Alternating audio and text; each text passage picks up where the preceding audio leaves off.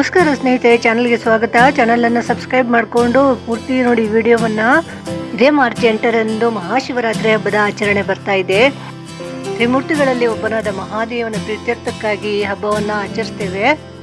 ಹಾಗಾದರೆ ಈ ದಿನ ಶಿವರಾತ್ರಿಯ ಬಗ್ಗೆ ಯಾವ್ಯಾವ ದಂತಕಥೆಗಳಿದೆ, ಪುರಾಣಗಳಲ್ಲಿ ಏನೇನಿದೆ, ಆಡುಭಾಷೆಯಲ್ಲಿ ಯಾವ್ಯಾವ ಕಥೆಗಳು ಪ್ರಚಲಿತವಾಗಿದೆ ಅನ್ನೋ ಮಹಾಶಿವರಾತ್ರಿಯ ದಂತಕಥೆಗಳನ್ನು ನೋಡೋದಾದರೆ, ಶಿವನನ್ನು ತನ್ನ ಪತಿಯಾಗಿ ಪಡೆಯಲಿಕ್ಕೋಸ್ಕರವಾಗಿ ಪಾರ್ವತಿ ದೇವಿ ಅತ್ಯಂತ ಕಠಿಣ ವರ್ಷಾನುಗಟ್ಟಲೆ ಕಠಿಣ ತಪಸ್ಸನ್ನು ಮಾಡಿದ್ಲು.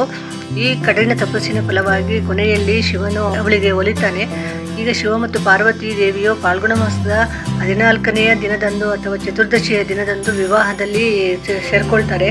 ಈ ರೀತಿಯಲ್ಲಿ ಶುಭ ವಿವಾಹ ನಡೆದಂತಹ ದಿನವನ್ನು ಮಹಾಶಿವರಾತ್ರಿ ಅಪಾರವಾದ ಮಹತ್ವವನ್ನು ಪಡೆಯಲಿಕ್ಕೆ ಕಾರಣವಾಗಿದೆ. ಇದು ಪೌರಾಣಿಕ ಕಥೆ ಆಗಿದೆ.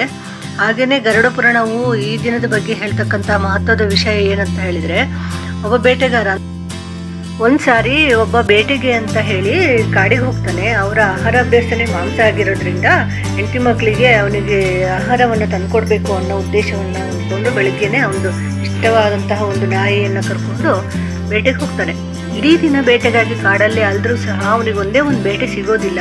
ಚಿಂತೆ ಶುರುವಾಗುತ್ತೆ. ಸಂಜೆ ಆಗ್ತಾ ಬಂತು, ಇನ್ನೇನು ಮನೆಗೆ ಹೋಗೋಕ್ಕೂ ಆಗ್ತಾ ಇಲ್ಲ. ಆಹಾರ ತಗೊಳ್ಳದೆ ಹೋದರೆ ಹೆಂಡತಿ ಮಕ್ಕಳು ಉಪವಾಸ ಇರ್ತಾರೆ, ಅವ್ರಿಗೆ ಏನು ಕೊಡಬೇಕು, ಏನು ಉತ್ತರ ಕೊಡಬೇಕು ಅಂತ ಚಿಂತೆಯಿಂದ ಸುತ್ತಮುತ್ತ ನೋಡ್ತಾ ಇರಬೇಕಾದ್ರೆ ಆ ಮಬ್ಬು ಬೆಳಕಲ್ಲಿ ಒಂದು ಸುಂದರವಾದ ಕೊಳ ಕಾಣಿಸುತ್ತೆ ಅವನಿಗೆ. ಆ ಶುದ್ಧವಾದ ತಿಳಿ ನೀರಿನಲ್ಲಿ ಕೈಕಾಲು ಮುಖ ತೊಳ್ಕೊಂಡು ಸ್ವಲ್ಪ ನೀರನ್ನು ಎತ್ತಿ ಅರ್ಗೆ ಬಿಡುವ ಹಾಗೆ ಆ ನೀರನ್ನು ಸುತ್ತಲೂ ಚೆಲ್ತಾ ಇರ್ತಾನೆ. ಅದು ಅಲ್ಲಿ ಪಕ್ಕದಲ್ಲಿರ್ತಕ್ಕಂತಹ ಶಿವಲಿಂಗದ ಮೇಲೆ ಬೀಳ್ತಾ ಇರುತ್ತೆ. ಆ ಶಿವಲಿಂಗದ ಸುತ್ತಮುತ್ತ ಅನೇಕ ಬಿಲ್ವ ಮರಗಳು ಬೆಳೆದಿರ್ತವೆ. ಈ ಬೇಡನಿಗೆ ಅದು ಬಿಲ್ವ ಮರಗಳು ಅಂತಲೂ ಗೊತ್ತೇ ಇಲ್ಲ. ಸಮಯ ಕಳೆಯೋದಕ್ಕೋಸ್ಕರ ಏನು ಮಾಡ್ತಾನೆ, ಅಲ್ಲಿ ಆ ಒಂದು ಬಿಲ್ವ ಮರದಿಂದ ಒಂದೊಂದೇ ಎಲೆಗಳನ್ನು ಕಿತ್ತು ಯೋಚನೆ ಮಾಡ್ತಾ ತೆಗೆದು ಕೆಳಗಡೆ ಹಾಕ್ತಾ ಇರ್ತಾನೆ. ಇಡೀ ರಾತ್ರಿ ಅವನು ಅದೇ ರೀತಿಯಲ್ಲಿ ಬಿಲ್ವ ಪತ್ರಗಳನ್ನು ತೆಗೆದು ಹಾಕ್ತಾನೆ.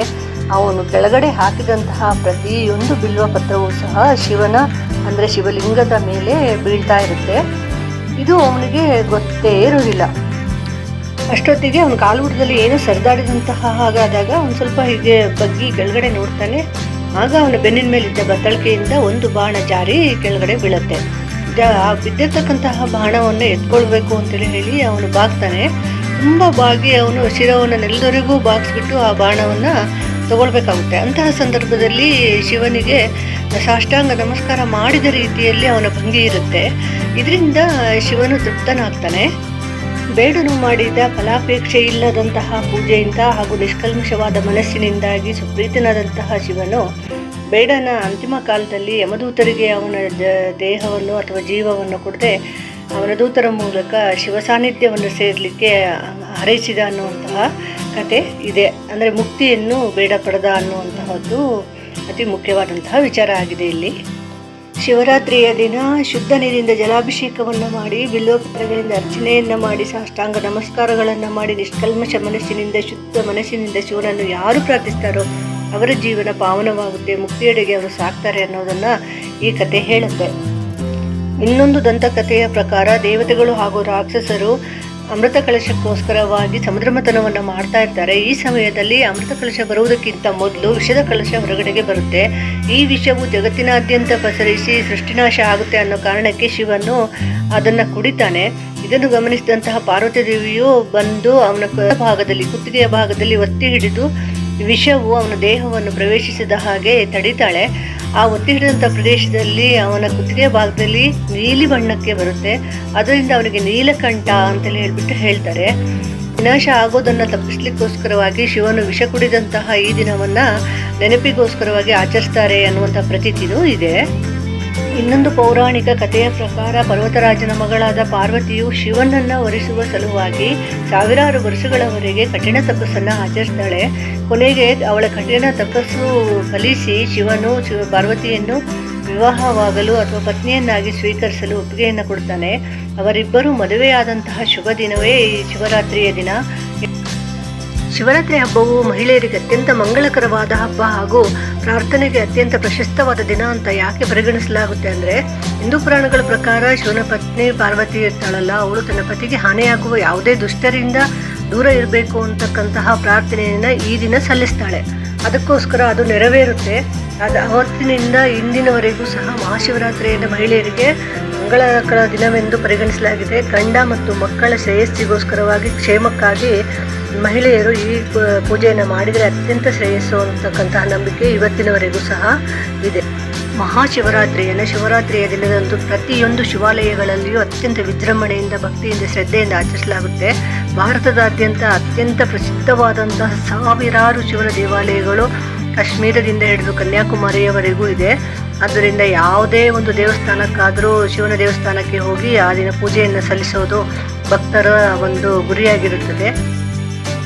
ಪ್ರತಿ ವರ್ಷವೂ ಶಿವರಾತ್ರಿಯನ್ನು ಫಾಲ್ಗುಣ ಮಾಸದ ಕೃಷ್ಣ ಪಕ್ಷದ ಚತುರ್ದಶಿಯ ದಿನದಂದು ಆಚರಿಸಲಾಗುತ್ತೆ. ಈ ವರ್ಷದ ಚತುರ್ದಶಿ ತಿಥಿ ಪ್ರಾರಂಭ ಆಗೋದು ಮಾರ್ಚ್ 8, 2024 ರಾತ್ರಿ 9:57 ಹಾಗೆ ಚತುರ್ದಶಿ ತಿಥಿ ಮುಕ್ತಾಯ ಆಗೋದು ಮಾರ್ಚ್ 9, 2024 ಸಂಜೆ 6:17 ನಿಶ್ಚಿತ ಕಾಲ ಪೂಜಾ ಸಮಯ ಅಂದರೆ ಅತ್ಯಂತ ಮುಖ್ಯವಾಗಿ ಪೂಜೆ ಮಾಡ್ತಕ್ಕಂಥ ಸಮಯ ಯಾವಾಗ ಅಂದರೆ 12:07 12:56 ರಾತ್ರಿ ಮಾರ್ಚ್ 9 ರಾತ್ರಿ ಶಿವರಾತ್ರಿ ಪಾರಾಯಣ ಸಮಯ ಸಂಜೆ 6:37 3:29 ರಾತ್ರಿ ಇರುತ್ತೆ.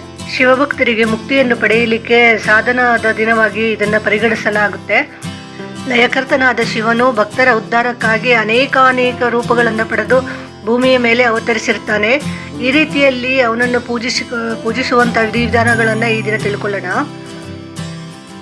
ಚತುರ್ದಶಿಯ ದಿನದಂದು ಜನರು ಮುಂಜಾನೆ ಬೇಗನೆ ಎದ್ದು ಸ್ನಾನ ಇತ್ಯಾದಿಗಳನ್ನು ಮುಗಿಸಿಕೊಂಡು ಶುಚಿರ್ಭೂತರಾಗ್ತಾರೆ, ಶಿವನನ್ನು ಆರಾಧಿಸ್ತಾರೆ. ಆ ದಿನ ಇಡೀ ಹೆಚ್ಚಿನ ಜನರು ಉಪವಾಸ ಇದ್ದು ದೇವರನ್ನು ಆರಾಧಿಸುವುದು ಒಂದು ವಿಶೇಷ. ದೇಶದಾದ್ಯಂತ ಪ್ರತಿಯೊಬ್ಬರೂ ಸಹ ಜಾತಿ ಮತ ಭೇದ ಇಲ್ಲದೆ, ಪಂಗಡಗಳ ಭೇದವಿಲ್ಲದೆ ಇದನ್ನು ಮಾಡ್ತಾರೆ. ಶಿವರಾತ್ರಿಯ ದಿನ ಮಾಮೂಲಿ ಹಾಗೆ ಪೂಜೆ ಮಾಡ್ದೇನೆ 6 ಹಂತದ ಪೂಜೆಗಳನ್ನು ಮಾಡ್ತಾರೆ. ಈ 6 ಹಂತದ ಪೂಜೆಯಿಂದ ಏನೇನು ಫಲ ಸಿಗುತ್ತೆ ಅನ್ನೋದನ್ನು ಈ ದಿನ ತಿಳ್ಕೊಳ್ಳೋಣ. ಪ್ರಥಮವಾಗಿ ಶಿವನಿಗೆ ಜಲಾಭಿಷೇಕವನ್ನು ಮಾಡಲಾಗುತ್ತೆ. ಈ ಜಲಾಭಿಷೇಕ ಮಾಡೋದ್ರಿಂದ ಏನು ನಮಗೆ ಸೂಚಿಸುತ್ತೆ ಅಂತ ಹೇಳಿದ್ರೆ ಆತ್ಮಶುದ್ಧಿಯನ್ನು ಮಾಡ್ಕೊಳ್ತೀವಿ ನಾವು. ಜಲಾಭಿಷೇಕವನ್ನು ಮಾಡೋದ್ರಿಂದ ಶಿವನಿಗೆ ನಮ್ಮ ಆತ್ಮಶುದ್ಧಿಯಾಗುತ್ತೆ. ಅಂತರಾತ್ಮದ ಶುದ್ಧಿಯಿಂದ ನಾವು ಭಕ್ತಿಯಿಂದ ಪೂಜೆಯನ್ನು ಮಾಡಿದರೆ ಅತಿಯಾದ ಫಲ ನಮಗೆ ಸಿಗುತ್ತೆ ಅನ್ನುವಂತಹ ಉದ್ದೇಶ. ಹಾಗೆಯೇ ಜಲಾಭಿಷೇಕದ ನಂತರ ಸಿಂಧೂರವನ್ನು ಅನ್ವಯಿಸ್ತಾರೆ. ಸಿಂಧೂರವನ್ನು ಅನ್ವಯಿಸುವುದು ಸಹ ಪುಣ್ಯವನ್ನು ನಾವು ಪಡಿತೇವೆ ಅನ್ನೋದನ್ನು ಸೂಚಿಸುತ್ತೆ.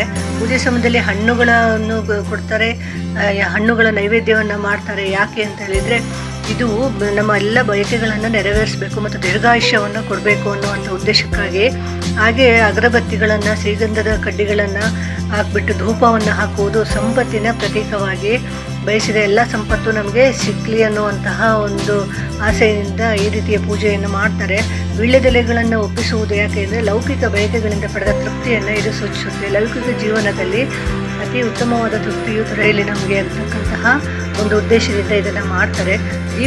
ಕೊನೆಯಲ್ಲಿ ದೀಪಗಳನ್ನು ಬೆಳಗಿಸೋದು ಯಾಕೆ ಅಂದರೆ ಬುದ್ಧಿವಂತಿಕೆ ಮತ್ತು ಜ್ಞಾನದ ಸಾಧನೆಯನ್ನು ಇದು ಸಂಘಟಿಸುತ್ತದೆ. ದೀಪಗಳನ್ನು ಬೆಳಗಿಸುವುದರಿಂದ ಕತ್ತಲೆಯು ಕಳೆದು ಜೀವನದಲ್ಲಿ ಅತಿ ಉತ್ತಮವಾದಂತಹ ಬೆಳಕು ಬರುತ್ತದೆ. ಇದೇ ರೀತಿಯಲ್ಲಿ ನಮ್ಮ ಬಾಳು ಬೆಳಗಲಿ ಅನ್ನುವಂತಹ ಒಂದು ಉದ್ದೇಶದಿಂದ ಇದನ್ನು ಮಾಡ್ತಾರೆ. ಈ 6 ಅಂಶಗಳಿಂದ ದೇವನನ್ನು ಪೂಜಿಸಿದಾಗ, ಶಿವನನ್ನು ಪೂಜಿಸಿದಾಗ ಶಿವರಾತ್ರಿಯ ದಿನ ಎಷ್ಟೋ ಪಟ್ಟು ಪುಣ್ಯ ಫಲವು ನಮಗೆ ದೊರೆತು ಮಾಡಿದ ಪಾಪಗಳೆಲ್ಲವೂ ನಾಶ ಆಗಿ ಪುಣ್ಯ ಫಲಗಳು ಲಭಿಸಿ ಜೀವನ ಹಸನಾಗುತ್ತೆ ಅನ್ನುವಂತಹ ನಂಬಿಕೆ. ಅದಕ್ಕೋಸ್ಕರವಾಗಿ 6 ಹಂತದ ವಿಧಾನಗಳನ್ನು ಉಪಯೋಗಿಸಿಬಿಟ್ಟು ಶಿವಪೂಜೆಯನ್ನು ಶಿವರಾತ್ರಿಯ ದಿನದಂದು ಮಾಡ್ತಾರೆ. ಮಹಿಳೆಯರಿಗೆ ಈ ಶಿವರಾತ್ರಿ ಹಬ್ಬವು ಯಾಕೆ ವಿಶೇಷ ಅಂತ ಹೇಳಿದರೆ, ಮದುವೆ ಆಗಲಿಕ್ಕೆ ಬಯಸ್ತಕ್ಕಂತಹ ಹೆಣ್ಮಕ್ಳು ತಮ್ಮಿಚ್ಛೆಯ ಪತಿಯನ್ನು ಪಡೀಲಿಕ್ಕೋಸ್ಕರವಾಗಿ ಈ ಪೂಜೆಯನ್ನು ಭಕ್ತಿಯಿಂದ ಆಚರಿಸ್ತಾರೆ. ಮದುವೆ ಆಗಿರ್ತಕ್ಕಂತಹ ಮಹಿಳೆಯರು ತಮ್ಮ ಗಂಡ ಹಾಗೂ ಪುತ್ರನ ಶ್ರೇಯೋಭಿವೃದ್ಧಿಗಾಗಿ ಇದನ್ನು ಮಾಡ್ತಾರೆ. ಶಿವರಾತ್ರಿಗಳಲ್ಲಿ ಭಕ್ತಿಯಿಂದ ಮಾಡಿದಂತಹ ಪೂಜೆ ಪುನಸ್ಕಾರಗಳು ಶಿವನಿಗೆ ನೇರವಾಗಿ ತಲುಪುತ್ತೆ ಹಾಗೂ ನಮ್ಮ ಜೀವನ ಸುಖಮಯವಾಗಿರುತ್ತೆ ಅನ್ನುವಂತಹ ನಂಬಿಕೆ. ಈ ದಿನದಲ್ಲಿ ಮಹಿಳೆಯರು 3 ಸುತ್ತು ಅಥವಾ 6 ಸುತ್ತು ಹಾಕಿಬಿಟ್ಟು ಶಿವನ ದರ್ಶನವನ್ನು ಮಾಡಿ ಪೂಜೆಯನ್ನು ಮಾಡಿದರೆ ಅತಿ ಉತ್ತಮವಾದಂತಹ ಫಲ ಸಿಗುತ್ತೆ ಅನ್ನುವಂತಹ ನಂಬಿಕೆ ಇದೆ. ವಿಡಿಯೋವನ್ನು ಪೂರ್ತಿ ನೋಡಿದಂತಹ ಅವರಿಗೆಲ್ಲರಿಗೂ ಸಹ ಆ ಶಿವನ ಕೃಪೆಯು ವಿಶೇಷವಾಗಿ ದೊರೆಯಲಿ, ಅವರ ಸರ್ವಾಭಿಷ್ಟಗಳು ಈಡೇರಲಿ ಅಂತ ಹಾರೈಸ್ತೇನೆ. ಹಾಗೆಯೇ ಇನ್ನೊಂದು ವಿಡಿಯೋದೊಂದಿಗೆ ಭೇಟಿಯಾಗ್ತೇನೆ. ವಿಡಿಯೋವನ್ನು ಶೇರ್ ಮಾಡಿ, ದಯಮಾಡಿ ಸಬ್ಸ್ಕ್ರೈಬ್ ಮಾಡ್ಕೊಳ್ಳಿ. ನಮಸ್ಕಾರ.